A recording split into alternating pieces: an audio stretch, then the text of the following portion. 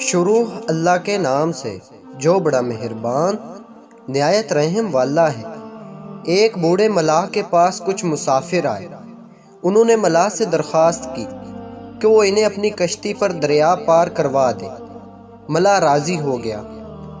مسافر کشتی میں سوار ہو گئے۔ ملاح نے سفر شروع کرنے سے پہلے خیریت سے سفر تمام ہونے کی دعا مانگی۔ موسم بہت خوشگوار تھا اور پانی پرسکون تھا۔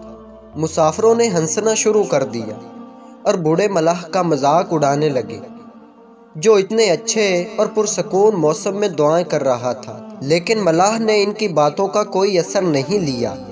دعا مکمل کرنے کے بعد اس نے کشتی چلانا شروع کر دی۔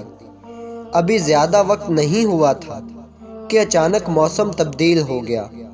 ہواؤں کی رفتار تیز ہوتے ہوئے طوفانی ہونے لگی۔ کشتی بری طرح ڈولنے لگی۔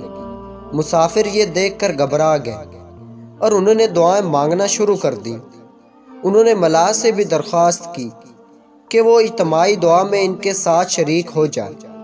ملاح نے کہا، جب میں نے دعا مانگی تھی تب پانی پرسکون تھا، اب اس کا مزاج طوفانی ہے۔ میں اپنی کشتی اور سفر کی طرف توجہ دوں گا۔